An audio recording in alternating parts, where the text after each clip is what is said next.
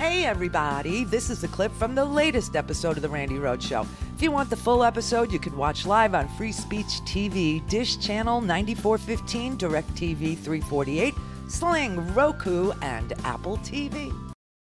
Mary had a little man. Turn up your mind. You about Marjorie Taylor Greene. How concerned are you about her past posts, remarks, rhetoric? What would you like to see done about her? What I'm concerned about is the Republican leadership in the House of Representatives, who is willing to overlook, ignore those statements, assigning her to the Education Committee when she has mocked the killing of little children at Sandy Hook Elementary School, when she has mocked the killing of teenagers in high school at the Marjorie Stoneman Douglas High School. What could they be thinking, or is thinking too generous a word for what they might be doing? It's absolutely appalling, and I think that the focus has to be on the Republican leadership of this House of Representatives for the disregard they have for the death of those children. They not only are they not interested in gun safety and gun violence prevention by passing legislation for background checks legislation, which is overwhelmingly supported in a bipartisan way in the country. Yeah. But to have someone who would call it a fake, those fake events onto the is just beyond. It's just beyond any understanding of any regard that the House Republicans would have for the House of Representatives, for the Congress of the United States, and for the heartbreak of the families in Sandy Hook and at Marjorie Stoneman High School. Marjorie Stoneman Douglas High School, it's really beyond the pale. You're just going to have to ask them why they thought that raised itself to the level of something appropriate to do in the Congress of the United States. Democrats and Adam Kinzinger, okay, that's how it's going to be, are beside themselves with the idea that Marjorie Taylor Greene, a Q lady, she's the QAnon freak. She's a nutbag. Everything to her is an Alex Jones false flag. That is her source of news. We have these seriously deranged people serving.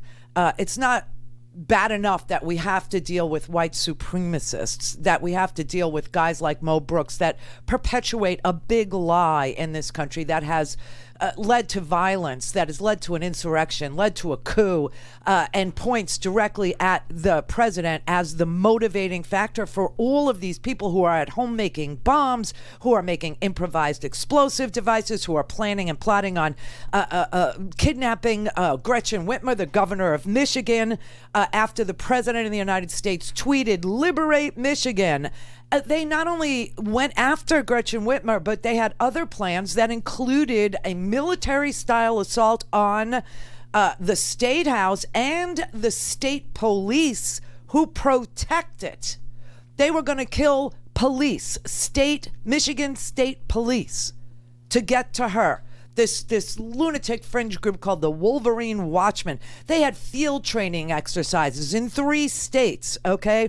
They created shoot houses to practice breaching the Michigan Capitol, a shoot house to practice breaching Gretchen Whitmer's vacation home, which apparently is on an island, okay? And so they also created explosive devices to blow up the bridge that connects her island to the mainland, so that she couldn't escape and so that police couldn't come to rescue her. They bought $4,000 worth of explosives to blow up a bridge to try to prevent the police from responding, okay? And then they had discussions about, should we do it before the election? Should we do it after the election? And then they said, oh no, the other groups are going to cause civil unrest if Trump loses, so maybe we could blend into the civil unrest and do it after the election. They had field training exercises where they built homemade bombs. They had gunpowder, shrapnel, fireworks for ignition. They had tried to explode these devices a couple of times. So far, they had failed. They're looking at life sentences, and so one guy is going to rat out on the other guy. And the lawyers, oh my God, the lawyers, he's just using his First and Second Amendment rights.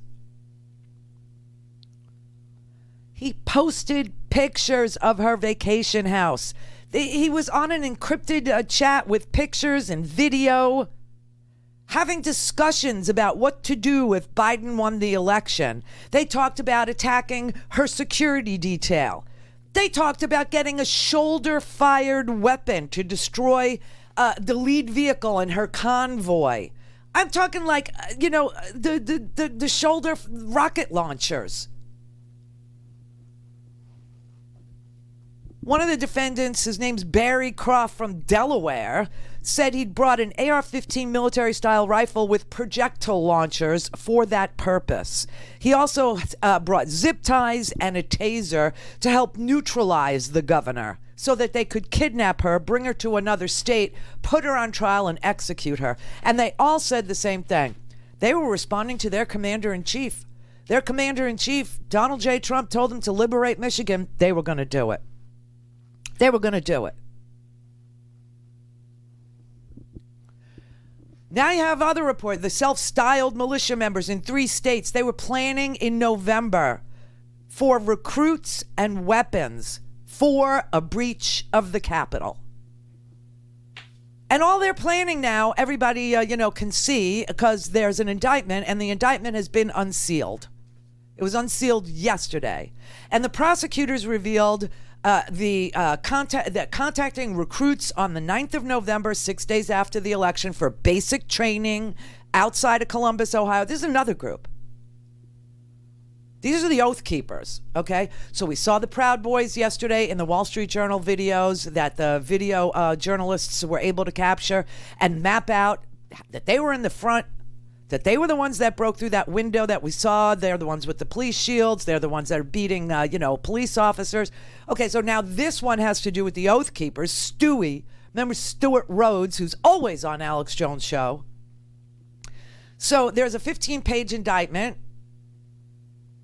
and it shows that on November 9th, 6 days after the election, there was a basic training camp outside Columbus, Ohio, and they said that they would be, quote, fighting fit by Insurrection Day. The guy that led this is an ex-lieutenant colonel. I guess Janet Napolitano was correct, okay, when she said that these veterans were being recruited into these groups like Oath Keepers, 3%ers, Proud Boys. Well, Proud Boys are only 4 years old, okay? So we'll leave them out of Janet Napolitano's alert, her Homeland Security advisory, that she was forced to retract by the Republicans because our vets are sacrosanct. They would never, ever rise up against their own country. Why? Who loves this country more than the veterans?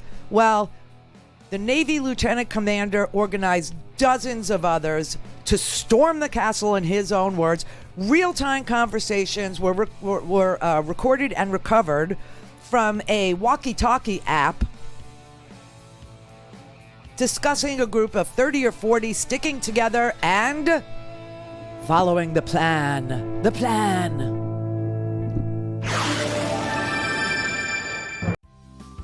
Hey everybody, this is a clip from the latest episode of The Randi Rhodes Show. If you want the full episode, you can watch live on Free Speech TV, Dish Channel 9415, DirecTV 348, Sling, Roku, and Apple TV.